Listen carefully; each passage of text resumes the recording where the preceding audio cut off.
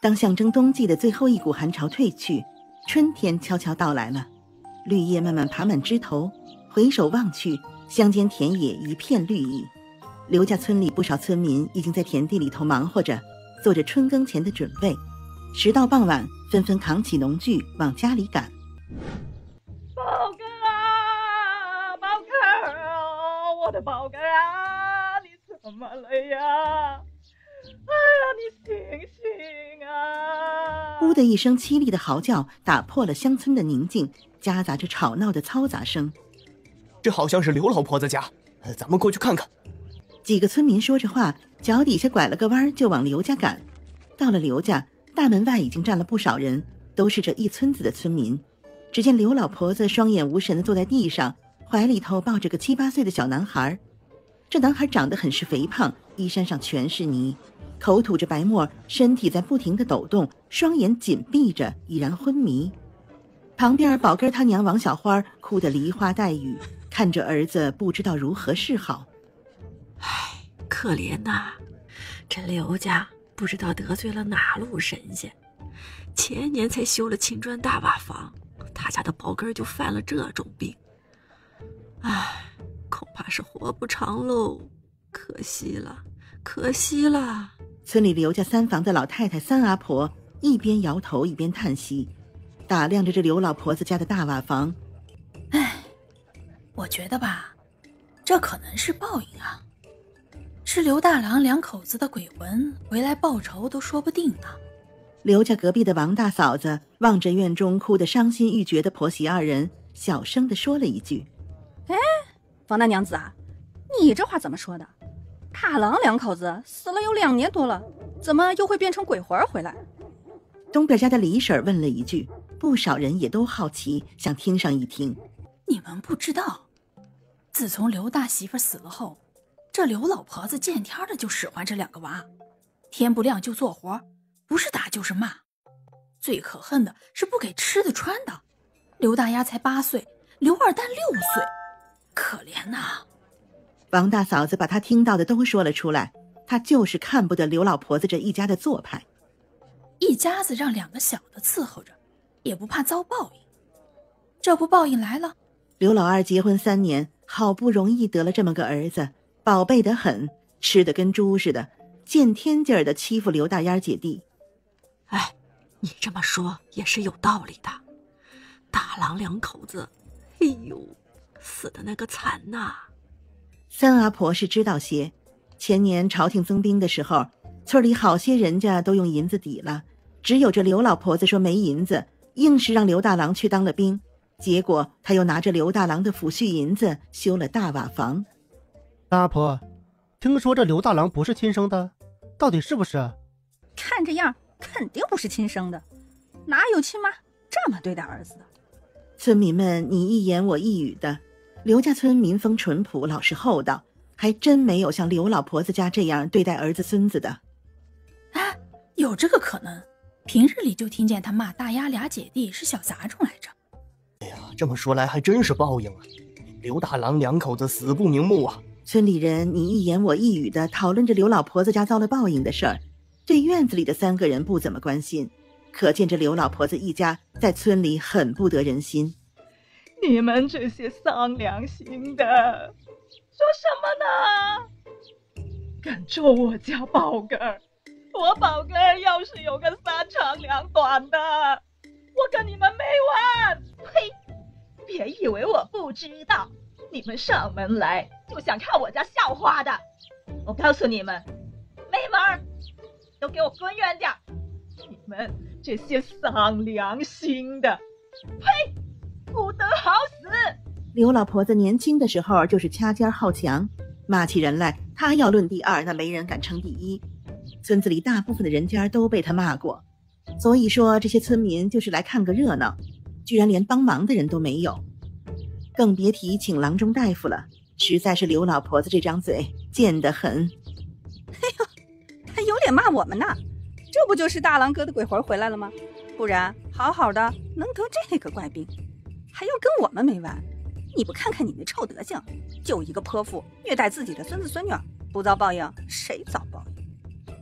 人群中不知道是谁看不过去，回了这么一句：哼，什么孙子孙女，不过就是个野种，当年王老师带来的野种生的小野种罢了。哼，当年如果不是我看他们父子俩可怜，让王老师入赘我刘家，他俩早就饿死了。忘恩负义的东西，竟敢祸害我宝贝孙子，看我不打死你们！刘老婆子看着蹲在墙角的姐弟俩就一阵子晦气，把刘宝根犯病全怪罚在了刘大烟姐弟身上。我打死你个小杂种，打死你！刘老婆子挥着棒子如雨点一般的落到姐弟俩身上，姐弟俩只能咬牙忍着，不敢叫喊，因为他们知道如果哭出来只会换来更重的毒打。虽然这样，刘大丫还是尽可能的用自己的身体挡着弟弟。三阿婆一见这个打法非打出人命不可，也只得上前去拉着刘老婆子，众村民也上前帮忙。嘿，你们放开！老娘要打死他们！我要看刘大郎的鬼魂还敢不敢来！老娘可不怕他！刘老婆子打红了眼，显然是信了众人的说法。哎呦，作孽呀！你打他们有什么用？还是去请大夫来吧。三阿婆看着这两个瘦小的孩子，8岁的大烟儿看起来还没有他们家5岁的孙子大呢。众人也只好拉着劝着。刘老婆子气头上哪肯买账，不打够不停手。一时间这院子里头鸡飞狗跳，哭声叫骂声不绝于耳。哎，都在干什么？平地一声雷，把院子里的人都给吓住了。回头一看，原来是村长。村长本名叫刘继生，年纪也不过是40-50岁的样子。刘翠兰啊，你呀你！村长一手指着刘老婆子，对这个亲堂妹有些恨铁不成钢。这些年他仗着自己是村长堂妹，不知道得罪了多少人。你厉害啊，一把年纪了，把孙子孙女打成这样，你积点德吧。刘老婆子老实了，他可不敢把堂哥也给得罪了。请了大夫没有？去了，宝儿他爹去镇上请了。宝根他娘王小花抱着宝根抹着眼泪，抽抽噎噎的哭得梨花带雨。想她嫁过来3年不出，好不容易才得了这么一个儿子，居然得了这种怪病。上回镇里的刘大夫给开了药吃，没2个月又犯了这个病。王小花心里头悬着，也不知道是不是大家说的大哥大嫂的鬼魂回来报仇了。去镇上怎么来得及？离这儿几十里地呢。哎呦，那可怎么办呢？我的宝根啊！刘老婆子这一听又嚎上了。山脚下的肖丫头会医术啊，前几天我家二小子拉肚子，吃了她给的药就好了。王嫂子灵光一闪，想到了肖家的丫头肖明。一个12岁的丫头片子，还会什么医术？哈，怎么不会了？她可是看了她大嫂留下来的医书的。别看他们家就他们3姑侄，人家厉害着呢。哼，看了几本破书就是大夫了？那这个世道的大夫多了去了。刘老婆子显然还是不信的，看医书就变成大夫了？那他家3郎早就是大夫了。显然他是完全不相信肖明，不敢把他的宝贝孙子交给一个只看了几本医书的小丫头医治。好了，快去请来。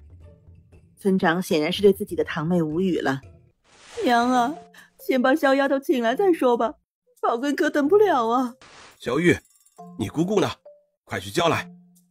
村长眼尖，在门口的一群小孩子之中发现了肖家的小儿。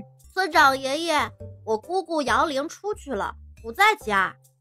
哎呦，不得了了！我说小丫头会医术，你不信，人家都是灵医了。一时间大家都听说肖明当了灵医，都议论纷纷，羡慕的有，不相信的也有。啊，想不到肖丫头看了几本医本，就能识草辨医做灵医了。村长难得的夸了一句，继续问道：那你可知他去了哪一个村啊？好像是上河李家村。肖玉今早迷糊间听姑姑跟小叔提了一句：阿牛，你赶紧套车去找一找。村长吩咐了大儿子一声，就坐在门口的矮木凳上等着。宝根啊，我的宝根，哎，你醒醒啊！院子里留下的人都在讨论萧明是灵医的事儿，还有就是刘阿婆宝根娘的哭泣声。他没什么事了，以后注意些。萧明把银针从宝根身上取出，动作娴熟标准。宝根没事了吧？村长问，看着萧明在他身上扎了几针就停止了抖动，气色平稳下来，像是熟睡了过去。有些不相信这看了几本医书的人就这么厉害了。没事了，以后如果再犯，注意用一根筷子让他咬住，防止伤了舌头。萧明一边说话一边给宝根的舌头上上了些止血药。稍后我回家给他配些药，你们去拿，吃上几副药就能痊愈。还要吃几副药？贵不贵呢？诊费10文，药钱50文每副。什么？你抢人呐！刘老婆子大叫一声，一个灵医收这么贵的药钱？不就那么扎几针吗？就收10个铜板，你怎么不去抢呢？我还不知道我的宝根好了没有呢。刘老婆子见萧明也不过是12、13岁的小丫头，想把诊费都赖掉。哎，我说刘大娘，你这样可不行啊！小丫头可是把宝根的病治好了呢，你居然嫌诊费贵，你宝根的命还值不了10个铜子吗？村里有看不惯刘老婆子做派的，出来说了句公道话。就是，可不是这个理儿。小丫头可是收的比镇子里的便宜多了，你可不能不给，不然下次谁来给你家看病啊？大家你一言我一语地讨伐着刘老婆子。刘老婆子是谁？万年老油条，还怕这些？他就是打定了主意不给。萧明一个孤女能把他怎么样？萧明没说话，只是收拾着自己的药箱，他也不急。刘宝根是小儿癫痫，相信这大月朝除了他没有第二个人可以治。好了，老二媳妇，你去拿5个鸡蛋，先把诊费付了。村长自是看出了自己堂妹的心思了，有些看不上，直接让王小花去拿鸡蛋抵债。1个鸡蛋市价2文钱，5个正好10文。宝根娘王小花顶不住压力，转身回到了屋里，却只拿了3颗鸡蛋。这实在对不住小丫头，家里只有这3颗了。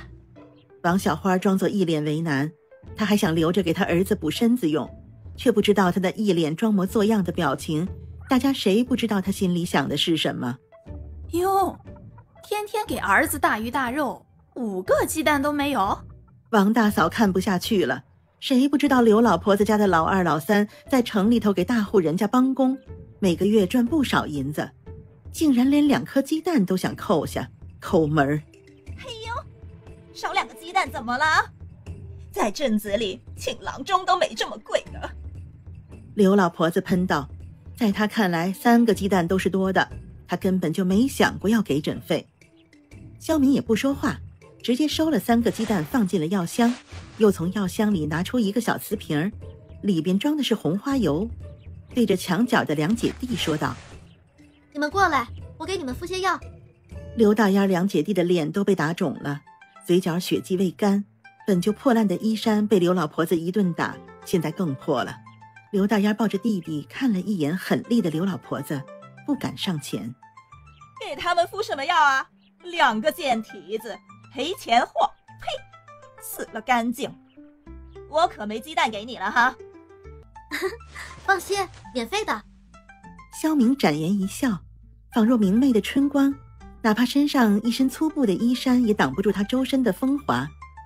周遭的村民为之一振，突然才发现这萧家的丫头长得真漂亮。嘿，你这个臭丫头！刘老婆子气得心肝疼，她宝根要收诊费，2个贱骨头还不要钱，你什么意思？走在乡间的原野上，萧明望着这青翠的田野，一派生机勃勃。自从来到这未知的大月朝有2个月的时间了，还有些感觉在做梦。明明前一晚在床上睡觉来着，早上醒来却变成了12岁的萧明了，从32岁变成12岁，他也是赚了。看着右手腕上的葫芦胎记，这本是一个葫芦玉佩，是他去一个偏远山区行医的时候，当地一户人家送的谢礼。后来发现这里头竟然有一个空间。姑姑，大丫和二蛋他们好可怜，刘奶奶为什么天天打他们？小侄子萧玉牵着萧明的手，想到刘老婆子打人的大棒子，就不寒而栗。刘奶奶是坏人，大丫他们没有爹爹和娘亲的保护，所以他们才会挨打吧？他就是坏人，他居然拿那么大的棒子打他们！你呀，人小鬼大，难道还想去帮他们报仇不成？你要记得量力而行，你才6岁，难道能把大丫他奶奶怎么样啊？可是大丫他们好可怜，吃不饱又穿不暖。萧玉想到了自己，自从父母去世后，他也是吃不饱穿不暖，那种饿肚子的感觉真的好难受。你放心，村长临走时已经警告过他了，让他不许再打大丫他们了。这样吧，我们回去把鸡蛋煮了给他们送去，这样他们今天就不会饿肚子了。不过你得小心些，别让别人看见了。好啊好啊，我知道他们每天都要出来割猪草，我偷偷的去。在我们没有能力之前，我们也只能做些力所能及的事情帮他们，知道吗？说话间，两人慢慢的离村子越来越远。萧家与刘家村也只有1桥之隔，相比于桥西边刘家村的热闹，桥东边虽是地阔物广，有一大片的荒地，却只有区区的2户人家，一户是萧明家，一户是刘家。桥东边虽说地方宽广，却时常有野兽光顾。过了木桥，走上个20米远，就到了他在青山脚下的家。远远的就看见屋前一个瘦弱的男孩正在清理着屋前新发芽的浅草。小叔，我们回来了。姐，小玉，你们回来了。萧寒放下手中的工具，上前来接住萧明身上的药箱，想着跟自己一样大的姐姐每天要背着这么重的药箱出去走家串巷的养家糊口，心里很是内疚。不是说等我回来一起弄吗？你怎么一个人弄上了？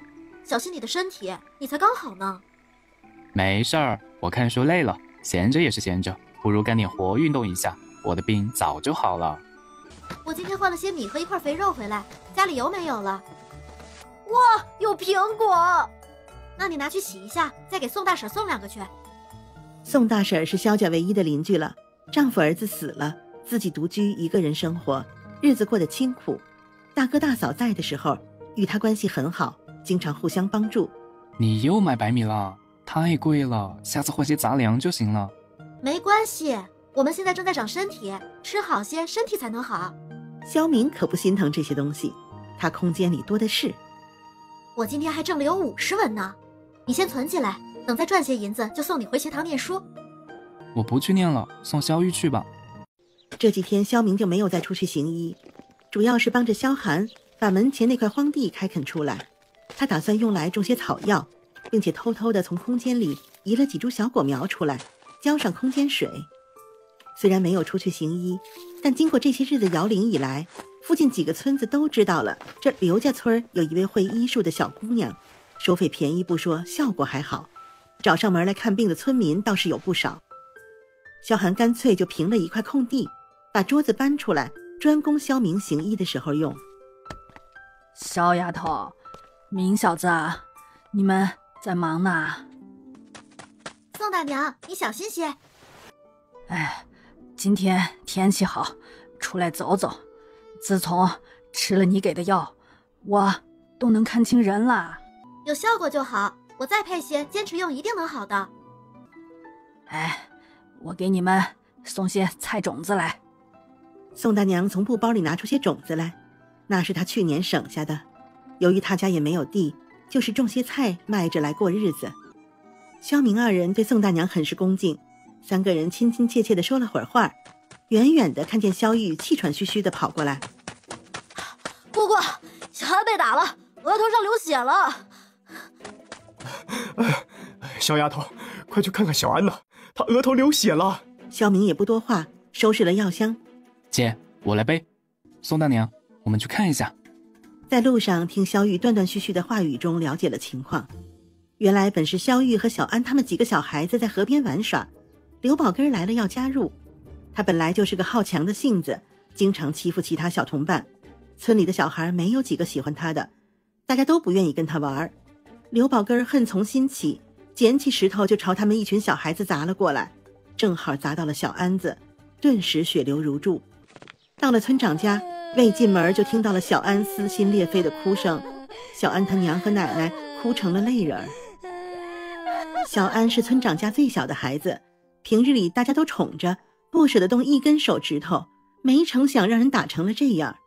平日里跟村长家走得近的人都来了，安慰着，而村长刘继生则蹲在门槛上一口一口地抽着烟，烟雾缭绕，愁容满面。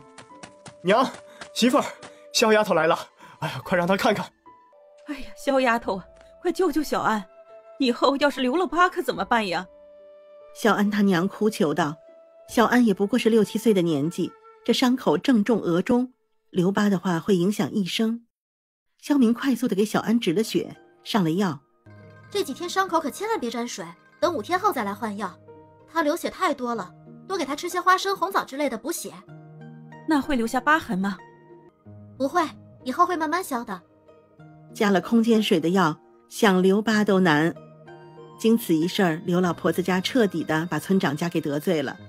死老头子，你看看你那好堂妹的做派，自己孙子惹了这么大的祸，他居然人影都不见，也不来看看我这小安是死是活，平日里就知道掐尖好抢，捡便宜。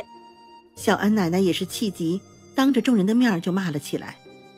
老根也不是故意的，别这么说。村长弱弱地回了一句，他知道堂妹不好，可惜他这一辈儿也只剩下这一个了。什么不是故意的？那么多人站在一起，他就敢扔石头，这孩子得多坏呀！小小年纪，心怎么那么歹毒呢？小安奶奶边哭边说。好了好了，你们照顾着，我去看看。饭桌上，三弟，我明天准备上山看看有没有合适的药材，挖些回来，家里的药材不多了。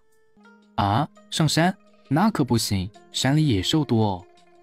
开玩笑，平日里村民就是去山脚下采些蘑菇，都经常遇见凶兽，想上山的人更是没有。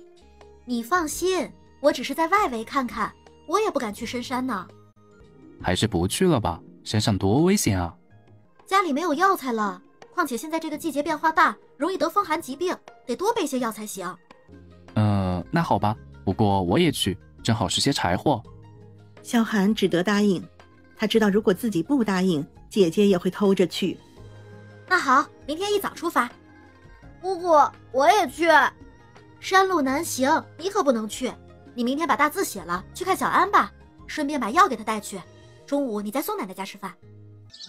第二天一早安排好，两姐弟就出发了。只是这一个冬天都没有人上山，山路难行。姐弟俩走走停停，好歹到了地方。简单的休息过之后，两个人就行动起来。经过一冬天的休整，因为是山边缘的缘故，周围的树木都不高，地表上胡乱地长了杂草，枯倒的干树枝撒得到处都是，也没有人来捡。我们就在这附近活动，可别走远了。两个人一人拾柴，一人挖药，收获都不少。肖明蹲在地上，刚把挖了草药的坑挖得深一点，从空间中拿出一颗百年人参放进去埋好，就听见萧寒的喊声。走过去一看，发现干树枝的下面躺着两只狗，一大一小。大狗双目紧闭，像是没了气息，狗肚子上有被咬过的血迹，怕是被野兽咬死的。小狗体型不大，也不过才出生几天，趴在大狗的身上有气无力。姐，你看这狗好可怜啊，它娘亲死了。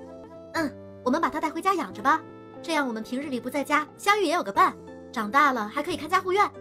肖明说道，想着他们一家子小的小，弱的弱，没有战斗力，养只狗看院子也好。好啊，小玉肯定喜欢。小心翼翼地把它放进小背篓里，姐弟两个又刨了个坑，把狗妈妈给埋了。哎，等一下，我刚刚发现棵草药，很像书上说的人参呢，我们去看看。肖明一边说着，一边跑去他埋人参的地方。姐，这就是人参吗？这就是人参？应该是吧，我在大嫂的药物大全上看到过。肖明无比肯定，他亲手放进去的，还能有假？不管是不是，挖出来就是了。说罢就动起手来开挖。萧寒赶紧上前帮忙，两个人行动起来，不一会儿就把人参挖了出来。姐，这是真的吗？肯定是真的。肖明无语，他亲手放进去的，还能假得了？那我们要怎么办呢？当然是卖掉了，卖掉我们就有银子去念书，还可以把房子修一下。想着家里的茅草屋，屋顶上稀稀拉拉的，肖明就受不了。夏天是月明星稀，冬天雨夹雪可怎么办？对，还能买些地来种。要是大哥大嫂知道就好了。好了，别想了。大哥大嫂若是知道我们能挖到人参，一定会为我们高兴的。我们的日子一定会好起来的。肖明见萧寒神色哀伤，知道他是忆起了死去的哥嫂。他虽然继承了原主的部分记忆，但却无法领会那失去亲人的痛苦。对，我们赶紧回家把人参藏起来。萧寒回过神来，小心翼翼地把人参放在怀里，还左看右看，怕被人发现。你不用这么紧张，这里没有人。萧明笑笑，看他平时一副小大人的模样，装作成熟稳重，现在原形毕露了，到底是小孩子呀。这可人参呢，姐，快，我们回家去。姑姑、小叔，你们可回来了，我可想死你们了。你今天乖不乖？乖的话，姑姑有礼物送给你哦。我今天可乖了，我今天练了大字，还背了书，又去看了小安子。你看，这是什么？肖明把小狗抱出来递给他看。哇，小狗真可爱！萧玉一把接过来抱在怀里，喜欢得不得了。他娘亲死了，以后他就是我们家的一份子了，你可要给他洗澡喂食哦。萧玉认真地点了点头。他真可怜，也没有娘亲。姑姑，我会对他好好的，把我的饭给他吃。那倒不用，把你的水果给他吃就行了。肖明笑道，好每天都有偷偷地从空间里拿苹果、梨子出来给一家人吃。这与有空间水滋养的水果，味道自是不一般的好，是萧玉平时里主要的零食了。啊，那还是把饭饭给他吃吧，不吃我的水果好不好？姑姑给你开玩笑的。姑姑最坏了，不理你了，哼。小寒，怎么不说话？萧寒一路上因为人参的事儿很少言语。姐，我在想人参呢，不知道放哪儿，感觉哪儿都不安全。你不用这么紧张，你这副模样，表情都写在脸上了，让人一看就能看出端倪。如果行走在外，不是给自己招惹事端吗？萧明教育道。看萧寒内疚地低下了头，继续训道：人生在世，见过用过的钱财如流水，不知有多少。现在只不过是区区一颗人参，以后你会遇见更值钱的东西，经手更大的财物。如果我们以后家产大了，像你这个样子，你能守得住吗？萧明也不想用这么重的语气说弟弟，但是作为这一家之主，他必须更快地成熟起来。对不起，姐。先生常说泰山崩于前而不变色，处变不惊则方泰然处之，是小弟莽撞了。你能明白就行了，家里就我们3个人，我和小玉都需要你，知道吗？对小弟能这么快明白道理很是满意，读书悟性之高，是一个可造之才。那人参怎么办？放家里还是去卖掉？卖了吧，我想把门前那块荒地买下来，把房子修大一点，剩下的地用来种草药，你说这样好不好？萧明与弟弟商量地问道。屋子太破了，他可不想某一天晚上在睡梦中就被倒塌的房屋给埋了。这样好，门前地大，我们全买下来。萧寒高兴得道，对新生活充满了向往。